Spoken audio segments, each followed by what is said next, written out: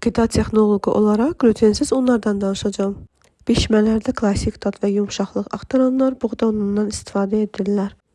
Buğda ununa qarşı allergiyası olanlar, çölyak xəstəliklərindən əziyyət çəkənlər, likiqat sindromu olanlar və yalnızca diyeti qidalanmaq istəyənlər üçün hansı unlar məsləhətlidir?